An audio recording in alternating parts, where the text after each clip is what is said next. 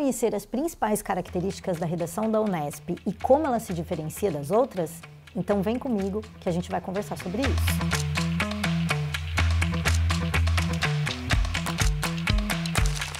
Oi, aqui é a Fabiola, professora e coordenadora de redação do Poliedro. Hoje eu quero conversar com vocês sobre a Unesp. Como é a redação da Unesp, quantos pontos vale na nota final, qual é o gênero textual cobrado e muito mais. Vamos lá? Ela acontece na segunda fase. Essa prova tem uma nota máxima de 28 pontos e isso representa 28% da nota total da segunda fase. O tipo de redação é um texto dissertativo argumentativo, você vai ter 30 linhas para fazer isso, a gente tem um monte de nota máxima, um monte de 28, e quando é que você vai poder produzir o seu? No segundo dia da segunda fase. A Unesp pede um texto dissertativo argumentativo e a gente pode dizer que ela quer uma versão clássica. Eu falo isso porque a configuração da tipologia textual é um item bem importante para essa banca. Ou seja, você vai precisar escrever um texto que tenha a estrutura bem marcada. Isso significa uma introdução com tese bem clara, bem evidente, uma argumentação completinha, isto é, sem falhas, lacunas ou inconsistências, e uma conclusão que de fato feche o raciocínio. Isso, aliás, é um ponto fundamental. Já tem mais de 5 anos que a proposta de escrita da Unesp é formulada por meio de uma pergunta. Eu estou querendo dizer que o tema aparece numa pergunta, compreende? No vestibular de 2021, a Unesp perguntou: tempo é dinheiro? Em 2023, o tema foi a lógica do condomínio. O espaço público está em declínio? E na prova mais recente, a pergunta foi: é possível um futuro offline? Se o tema é uma pergunta, talvez você já tenha pensado: eu preciso responder. Sim, é isso. Acontece que essa resposta é a sua tese. Percebe como a própria formulação da prova já direciona para esse importante item estrutural do texto, que é a tese? Você provavelmente já sabe que uma tese, ou seja, um ponto de vista, é defendido por meio de argumentos. E aqui eu já mostro para você o segundo ponto mais importante da prova, que é a defesa da tese. Por exemplo, se você está lá escrevendo a redação e decide defender que não é possível um futuro offline, qual seria a lógica por trás disso? Talvez você possa pensar: ora, já existiu um mundo no passado em que não havia o online. Daí eu vou te dizer: ok, mas neste momento, pensando no agora, temos como voltar atrás?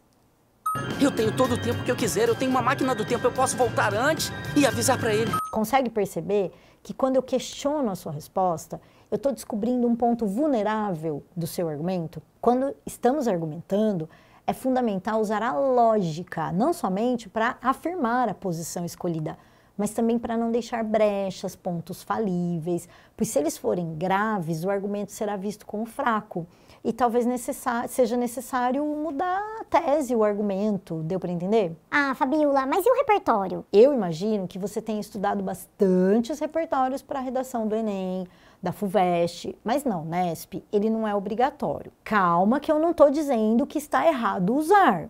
Os repertórios ajudam, muitas vezes, a construir raciocínio, a argumentar por autoridade. E se eu disse que a lógica, o raciocínio é um ponto fundamental dessa prova, eu acho que fica claro que o repertório é bem-vindo. Só que ele tem que servir à defesa da tese, ou seja, ele não pode ser usado de maneira falha, com lacunas ou mecanicamente. Se ele vem para construir a lógica, aí é sucesso. I just want an Oscar! Quer ver um exemplo? Olha esse trechinho de uma redação nota máxima que eu selecionei para você. Ele foi produzido por um ex-aluno para o vestibular de 2023, aquele cujo tema era a lógica do condomínio, e a pergunta: o espaço público está em declínio?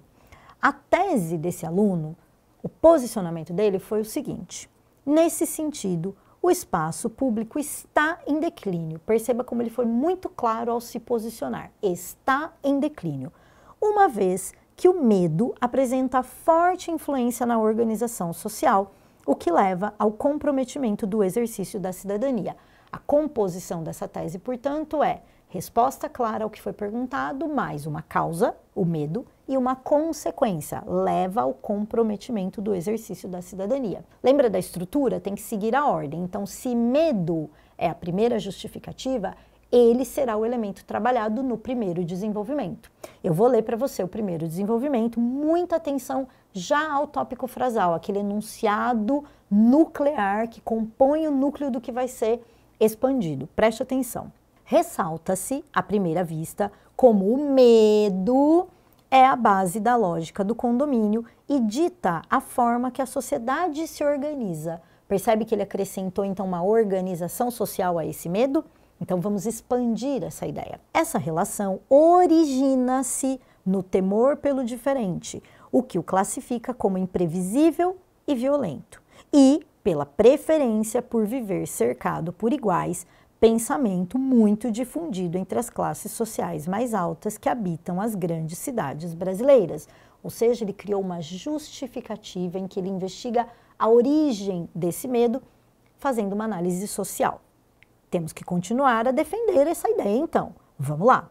Diante disso, o desejo de limitar as interações com o diferente leva à criação de microcosmos, olha aí os condomínios, pautados pela desintegração do espaço público como ele foi historicamente elaborado, ou seja, um ambiente de livre circulação e interação entre entes plurais. Percebe-se esse fenômeno na grande quantidade de condomínios de luxo na região do Morumbi, um bairro de São Paulo, a qual é adjacente à comunidade Paraisópolis, onde muros e cercas elétricas criam distâncias entre locais que deveriam compor o mesmo espaço público, confirmando seu declínio.